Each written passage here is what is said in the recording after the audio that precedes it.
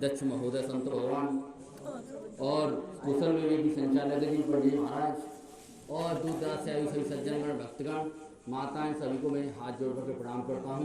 जो कुछ भी गलतियाँ हो जाए मुझे क्षमा करें। आज इस सत्संग प्रांगण में जितने भी ज्ञानी जन भक्तजन और विद्वान जन एकत्रित हुए हैं उन सभी के लिए मैं पुत्र समान हूँ।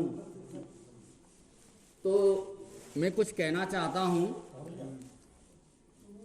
कि यहाँ पर आकर के जितने भी विद्वान बोलते हैं, अभी भी बताया माँ साहब ने कि बोलना छोड़ करके करने पर ध्यान दो। और बात सत्य है ये कि कहते सभी हैं और कहने में किसी ने भी कसर नहीं छोड़ी, लेकिन कितना उसने अंतःकरण में उसको धारण कर रखा है ये तो वो जानता है या उसका परमात्मा जानता है, एक ही है। तो हमें वाच्यार्थ को छोड़ करके लक्ष्यार्थ को, विज्ञान वाले अर्थ को पकड़ना चाहिए, बोलने पर नहीं जाना चाहिए। जो पहले शब्द जो बोला जाता है उसको छोड़ करके, तो क्या ना, वाच्यार्थ को छोड़ जड़ा विज्ञान अर्थ में चित्त जोड़ो। विज्ञान अर्थ में लक्ष्यार्थ कहिए या विज्ञान अर्थ कहिए, उस अर्थ में जैसे यहाँ पे हम बताते हैं, हमारे एक गांव के हैं, उन्होंने कहा था कि आप उसी बात को बार बार रिपीट करते हो कि जल में लहर, लहर में जल, मिट्टी में घड़ा, घड़े में मिट्टी। इसको हमारे कान सुन सुन करके मतलब जो है पक गए हैं, या जो कहिए। लेकिन हमने यार अगर पक गए होते तो आपको आत्मज्ञान हो गया होता। पहले क्या होता है, जो संतगण होते हैं ना, उसको एक दृष्टांत को पक्का करवाते हैं कि वो दृष्टांत आपके अंतःकरण में बैठे कि घड़ा नहीं है, मिट्टी है, ये पहले आप पक्का करें। और फिर वो बताते हैं कि घड़ा क्या है और मिट्टी क्या है। नासी और अविनाशी एक ही जगह पर दो पक्षी रहते हैं। अब ये आपको और दोनों ही ऐसे लगते हैं, वो क्योंकि माया भगवान की बड़ी प्रबल है, इस वजह से या भ्रांति कहिए या माया कहिए या अविद्या के कारण या अज्ञान के कारण ये दो भासते हैं नहीं। दो जैसे चिदाभास और चेतन में उसी के मतलब, ये शब्दों पे मत जाइए, आप अर्थ पर जाइए। कहने वाले कई अर्थों में और एक ही बात को कई कई शब्दों में बताते हैं, लेकिन उसका जो अर्थ होता है वो एक ही होता है। परमात्मा, ब्रह्म, ईश्वर, जितने भी नाम हैं उस में मत पड़िए, अपने आप को जानिए। भगवान कृष्ण ने गीता में आत्मा को एक ही वचन में कहा है, बहुवचन में उन्होंने कहीं नहीं कहा है।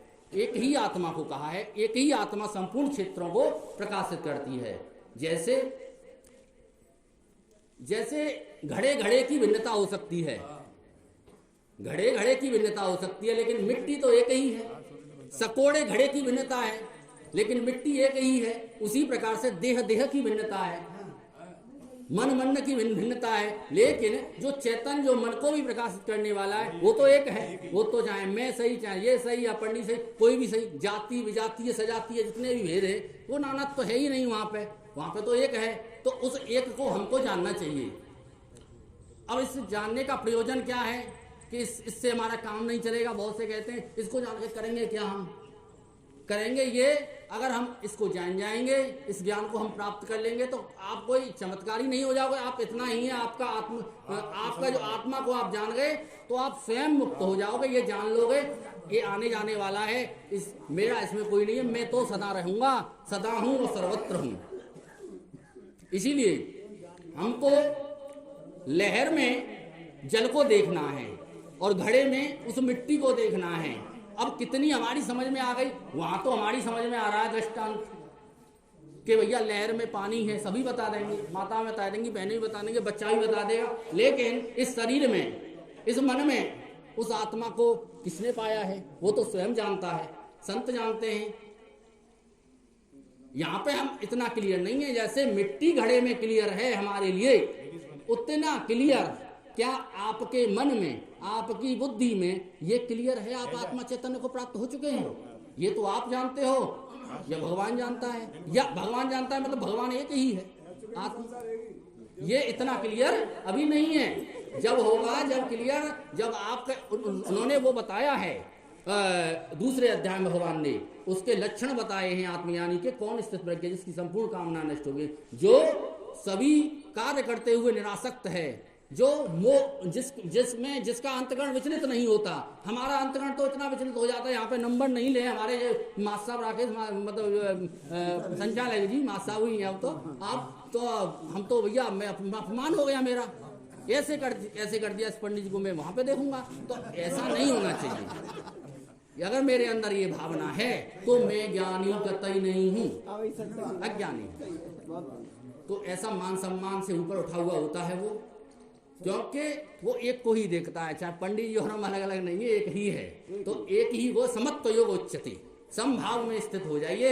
सभी कामनाएं अपने आप नष्ट हो जाएंगी, सभी जितने भी झंझट हैं सब खत्म। तो इन्हीं शब्दों के साथ मैं अपनी वाणी को विराम देता हूँ। जय श्री कृष्ण, जय श्री राधे।